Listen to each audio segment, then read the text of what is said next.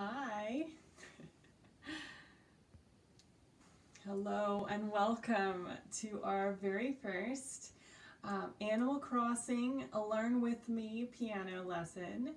I'm really glad that you could join me today. I'm very excited to learn this very popular little video game theme song with you over the course of the next several weeks. So I hope you enjoy it. First things first, let's make sure that we let everybody know that it's time for piano. Go ahead and hit the share button if you can. The second thing is if you haven't joined our private Facebook group, I highly encourage you to do so. You can find the group called Encore Music Makers on the Groups tab on the Facebook page, okay? Go ahead and send your request in. And of course, the final thing is if you haven't purchased your sheet music for this lesson, I highly encourage you to do so. You can find the link to purchase this song in the description of this video. All right. Well, without further ado, let's go ahead and get started, okay? Okay, so I went ahead and I purchased my copy of the Animal Crossing song, and we're using the arrangement by Nokturn, found on musicnotes.com, and I printed out my copy. And what I like to do is I tape it inside of a file, okay? So if you can do that with yours, it'll make it way easier to practice from, okay? Okay, so I'm very, very happy. What I have noticed here for this song is that it is around a late intermediate to early advanced level, okay? So this song is not quite perfect for an early beginner piano learner. This is going to be for a piano player who has been playing for about 4 to 5 years on a consistent basis, okay? Also, when I heard this song for the first time, I noticed exactly how happy it was, right? It's very energizing and playful and imaginative, very much like the game itself. I have several friends that really enjoy playing Animal Crossing when they're creating their own little worlds on their own little islands, and they really enjoy the music. So, the tempo is a very upbeat tempo. The dynamics are expressive. The rhythm is very important in this piece, as well as the key that it's in and the time signature. So, let's talk a little bit about the music itself, okay? So, looking here at the song, I notice a couple things at the beginning. First thing I see is my key signature, right? So I see that we are going to be in F major, okay? So F major, if you are aware and if you remember, has one flat. We have a B flat, okay? So I see that. I also see that my tempo marking is quarter note equals 102. That's quite quick. So if you're not comfortable playing at a very quick pace, I would definitely knock down that tempo, especially as we're learning the piece. The suggested tempo marking that I figured out is probably best starting at quarter note equals 66, okay? So if you have a metronome, you can go ahead and mark quarter note equals 66 as our goal tempo as we're learning this piece, okay? Again, also, as we are going through this, I'm going to break it down into sections as we're practicing this week by week, okay? I don't want to overwhelm anybody, so I break it down into very, very doable sections as we're progressing through this piece. So for this first lesson, we are going to focus primarily on measures 1 through 14, okay? 1 to 14, okay? That is going to give us a healthy dose of challenge as we're going through this song, okay? I would also encourage you to practice in the beginning, hands apart, okay? It's not something that we need to encourage from the very beginning, playing hands together, just jumping right in, right? we have to figure out exactly the rhythm that we're going for, maintaining tempo, making sure our chord structure is solid before we start putting those hands together, okay? So I'm going to start here just at the beginning, all right, with our right hand first. We have a mezzo forte. We are in F major, okay? I'm going to switch to piano view. All right, so starting here at the beginning, I notice that we are going to be in the octave above middle C, okay? So starting up here, I'm going to give a little count off and then begin, okay? 1, 2, 3, 4, 1.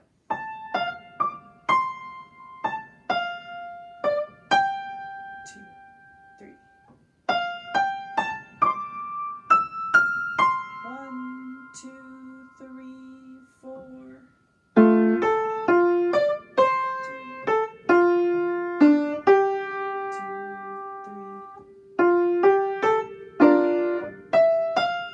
Rest.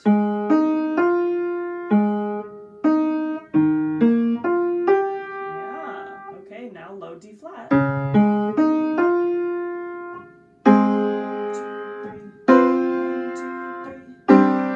3.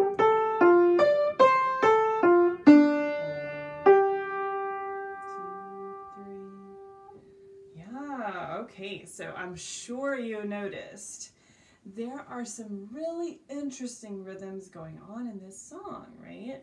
Even as we took the tempo nice and slowly, we had to really look at how the eighth note was dividing up these measures. We have a lot of tied notes, we have a lot of syncopation in the rhythm. So it's really important for us to be aware of that, okay? Now, as I'm looking here, it's really important to notice that when you get to the second line, at measure 5, we are coming in right on the first beat, okay? And you are jumping 2 octaves down, right? So you're ending way up here, but then you have to come down here and do a 6th with an A and an F. So it's very important for you to make sure to jump down there as quickly as you can, okay? Let's play through this section once more, okay? Okay. So I am up here, okay? We are starting up here with an A. I'm going to start with a finger 2 on this A, okay? Because I have to stretch up a 6th to a pinky 5 on D, okay? Let's give it another try. I'm going to count off slowly. 1, 2, 3, 4, 1. 2, hold. 1, 2, 3. D, tie, 2, 3, 4, down a 6th. 1, 2, 1, 2, 1, 2, 3. Rest, A flat, tie, rest. Low E flat, 2, 3, D flat. 1, 2, 3.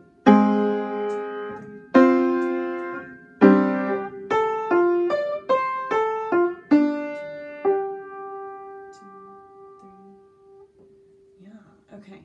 So there are some really interesting chords going on once we get into the flat section, okay?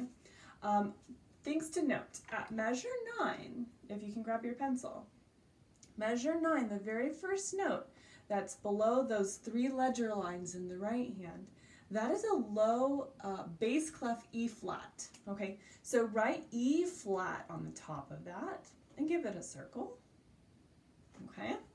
That way you can be aware of that as you're jumping down from the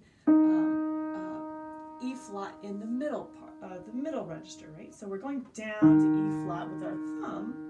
Then we have a B flat, stretch to finger 4, F to G.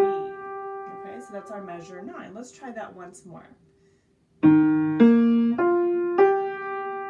Yeah, there it is. Let's look at it at piano view. You ready?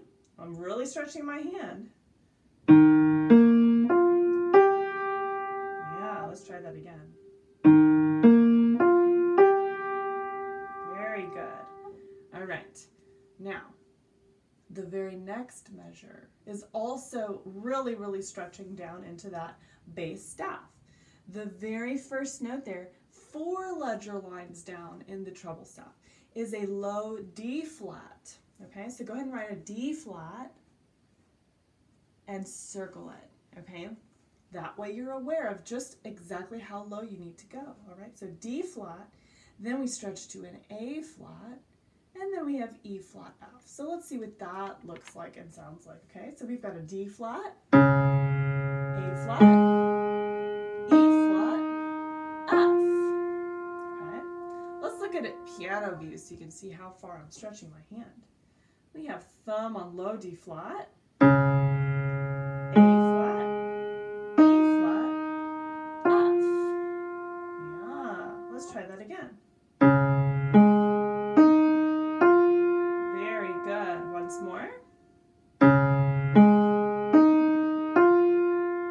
Excellent. Okay. Now those two measures, 9 and 10, when we are putting them together in rhythm and in tempo, it comes very quickly. So if you need to bump the tempo lower, that's totally fine, okay?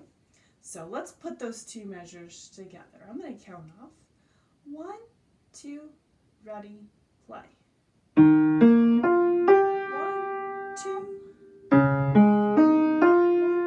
2. Yeah, okay. So you notice there that that A flat major octave chord is coming in on the upbeat of the fourth beat of measure 10, okay? So you're going to sort of sneak it in there, and it's tied to a dotted quarter note in the next measure, okay? So it's going to feel like you're coming in early, but that's exactly how it's supposed to. When you get to that point of measure 11 with tied note to that dotted quarter, I like to break down the counting into half beats, okay? So if I'm going to play that chord, 1, 2, 3, right? On the first one, I don't say anything because that's the upbeat of the fourth beat of measure 10. But as soon as I play it, I'm counting by half beats in measure 11, and I count 3, right? Because if you divide a dotted quarter note into eighth notes, you get 3 half beats, right? And then the very next chord is also an eighth note tied to a dotted quarter. That's also going to be 4 half beats, but coming in on an off beat, okay? Then the very next one is 2 eighth notes. Okay, so let's just go over the structure of these chords first. We have an A flat chord, and then the very next chord is an F chord, but with C's on either end. Okay, and the very next chord is going to be G octaves with a C and a D in the middle. Okay, let's try those chords once more. Let's get into our A flat. Then we have our F chord with C's on either side. And then shifting down to a G chord, or a G octave with C and D in the middle. Okay? All right, very, very good. Now let's work on the counting of that section. All right, I switched to piano view so we can watch. Okay? I'm going to start with my A flat. Okay? Coming in. 1 and 2 and 3 and 4. And 1, 2, 3. And 1, 2, 3. And 1.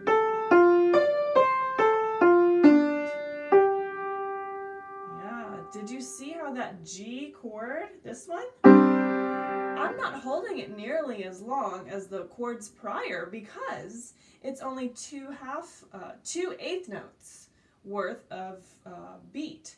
So it's important for us to understand that it's not going to be held down just as long as the other ones. Okay, let's try doing that once more with the A flat chord to begin. Okay, 1 and 2 and 3 and 4. And 1, 2, 3. And 1, 2, 3. And 1. Yeah. I'm playing the melody line there at the end of measure 12. I'm playing it slurred. but it's not written as a slur. So if you notice that you're doing some of these different types of articulation that are different than what's written, go ahead and see if you can fix them right away, because you don't want to get into the habit of playing the incorrect articulation and then it's stuck in your head like that, right? As you're practicing, you're like, oh yeah, I got the notes, but then we have cemented the wrong articulation. So I noticed, since I did it slurred, I'm going to try and not slur it, okay? I'm going to play through those chords once more. Okay, A flat to begin. All right. 1 and 2 and 3 and 4. 1, 2, 3. 1, 2, 3. 1.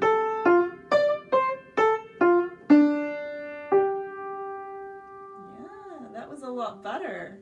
That was a lot better because I noticed, and I was using my active listening skills to be able to change that articulation from legato to separated, okay? All right, well, I think we're doing a really great job with our right hand. Let's explore the left hand now, okay? Now, remember the key signature of this piece was in F major, okay? So we're gonna take that F major and we're gonna sort of expand and explore upon it, okay? We're going to begin with our bass clef, F chord, sort of in the middle, an F major triad, and then we're going to go down by whole steps and half steps, just exploring the chord progression going down, okay? Let me switch to piano view so we can play along. We're going to take it pretty slowly, okay? 1, 2, 3, go.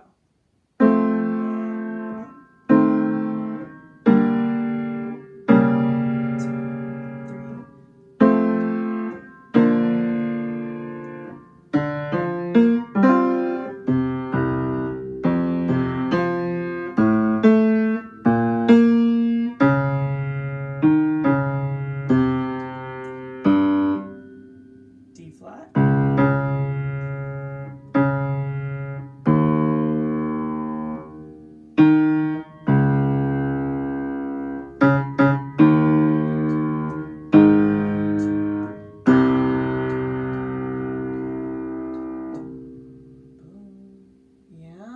Okay, so that left hand also has a lot of really interesting syncopation, okay?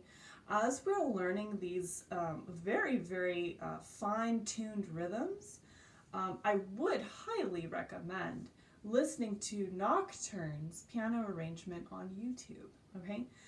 It's really going to give you an idea of just how intricate these rhythms can be, okay? As you get more comfortable playing the piece, then you can probably give a little lilt every now and then just to give it your own style, okay? But because we're learning this arrangement, it's important for us to understand how to really read those articulations and those syncopations within the music itself, okay? All right, so the beginning chord progression, you start with an F major chord. And then we keep our A and C, and we put our F at the bottom with an E flat. Good. And then from there, we're going to travel down to a D, G, B flat. Right? And then we're going to turn it minor, and we're going to put that D to a D flat. Yes. Then we go back to an F major chord. And then we play a D, F, B flat. There we go. The very next measure, which is measure 4, we are outlining that exact chord. And then we have a 7th G, C, F, which is going to be arpeggiated. Right? Then we throw our left hand thumb, finger 1, down to a bass clef C.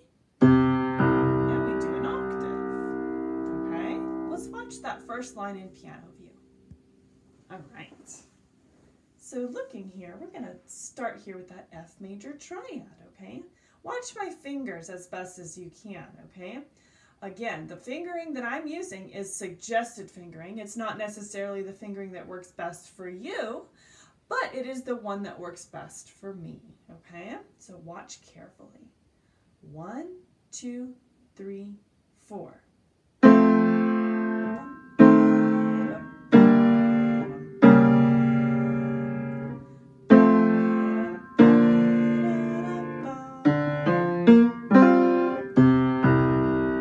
Yeah, so how did that first line go for you?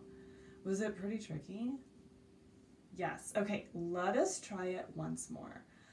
The way I say it is this. I say, the more you practice, the better you get at something, right? So the more consistent practice and times that we go through something, go through a certain section, we drill parts of our music, the easier and the more success we will have in achieving the highest percentage of correct notes and correct fingers and correct rhythm, right?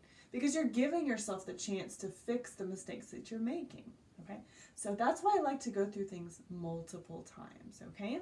Let's try it again. Just the top line, left hand, F major chord to begin, okay? 1, 2, 3, 4.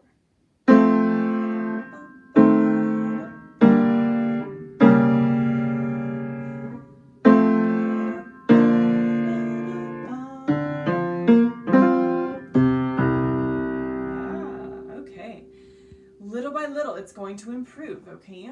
Now, we've done the first line for our left hand. Let's take a look at the second line. Luckily, this one is pretty standard for outlining octaves and different chords. We just have to be wary of our accidentals, which are our sharps and flats. In this case, we do have a D flat that comes in, as well as E flat. So be wary of that. Okay, let's play that second line. Starting with our low F. 1, 2, ready, play.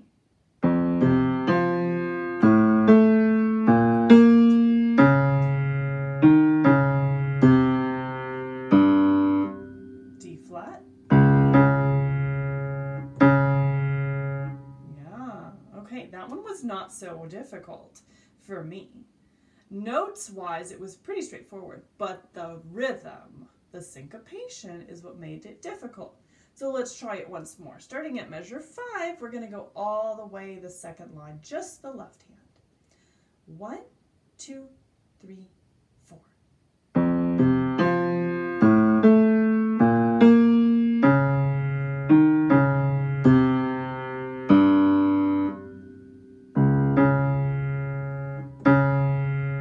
Yeah, okay.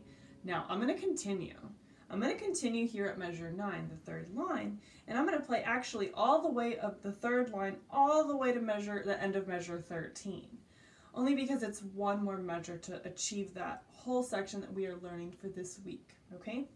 Now, there are some interesting things going on here. Remember I talked about accidentals. We have a lot of flats here. We have E flats, we have D flats, we have A flat major chord, a fifth, and we have a C, okay, at the very end.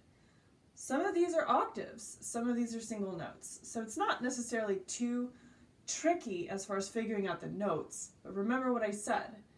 It's the rhythm, it's the syncopation that's going to trip you up, okay? So as you're practicing, slow that tempo down in order for you to really come in at the correct time. We were counting by eighth notes or half beats in our right hand. It's imperative that you continue the same type of counting for the left hand, okay? All right, let's give measure 9 through 13 a try, just the left hand. Okay, so starting here, okay, so it starts down here with a low E flat. And then on the final beat of the measure, we play the E flat in the bass staff. We stretch back down to a D flat, and then we come in on an upbeat of, it's the upbeat of beat 3 with the D flat in the bass staff, okay? We do have some tied notes, so just be wary of that. Okay, starting here, measure 9, let's count off. 1, 2, 3, 4.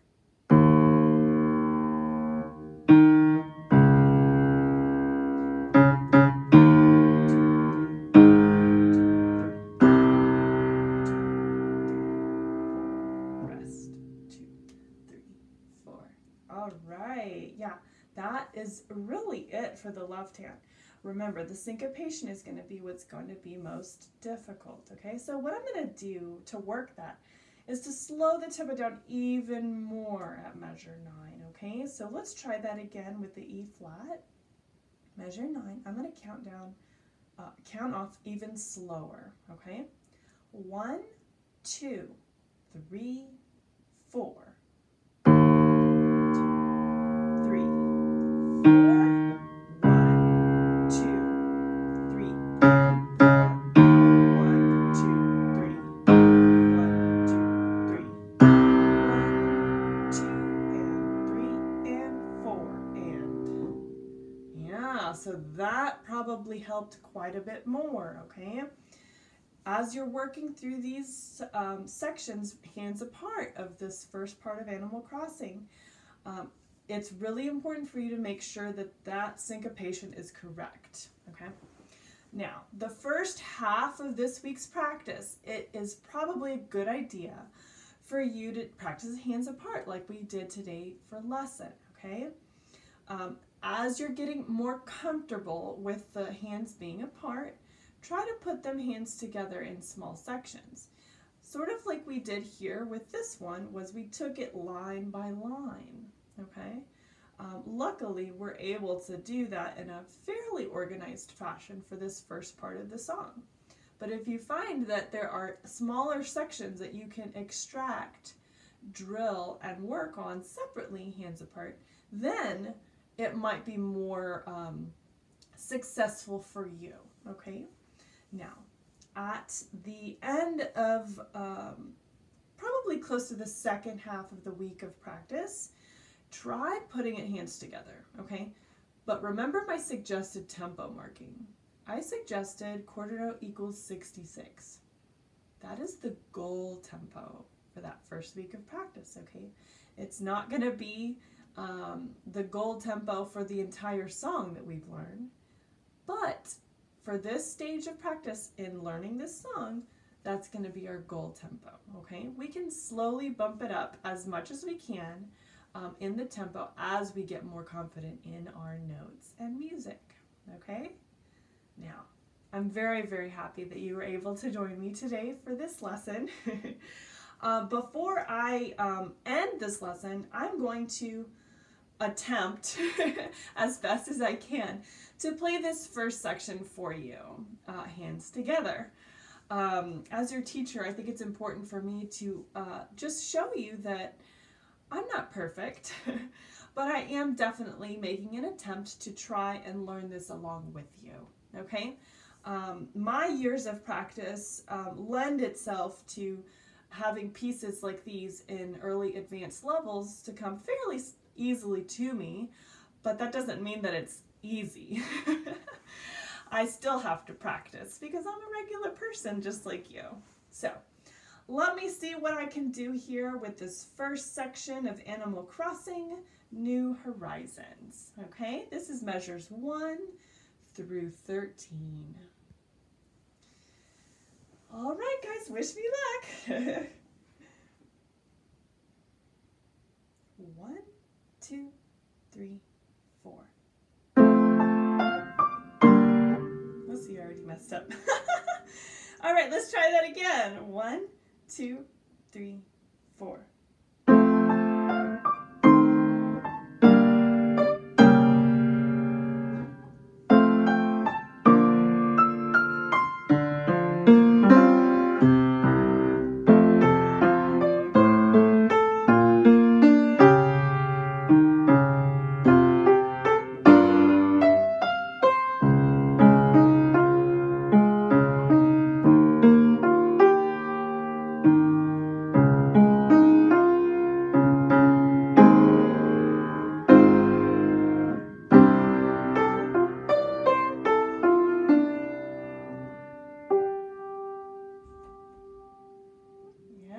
So there you go. I told you I was a real person. There you go. So there's your Animal Crossing New Horizons, the first section that we're going to practice for this very first week of our Learn With Me series, okay? Now, a couple things to mention. I'm doing these lessons for free on YouTube. So if you just find it in your heart or your wallet to help support these lessons that I'm giving, I am accepting tips, okay? I have PayPal. You can send a donation or a tip to encoremusichtx@gmail.com. I also accept Venmo. My Venmo is Izzy Chia, and Cash App as well. My username is IZZI3CH3A. Thank you for letting me say that. Now, for each lesson, I like to close with a music quote, okay? Now, the music quote is important to me because it sort of keeps us grounded in our music instruction, okay? So listen carefully. Our first music quote for the Learn With Me series comes from Plato, and this is what he says. Music and rhythm find their way into the secret places of the soul. What do you think? That's true, right? Sometimes we hear some kinds of music or certain songs, and they just really hit us really, really deep in there, don't they? You cannot hear a song for years and years, and then it just randomly comes up and you're like, oh, those feelings just come right back. It's incredible the power that music has in our lives. Thank you again for joining me for a lesson today. Keep up with me here on YouTube, hit the subscribe button, and I will see you very, very soon. Okay? Take care.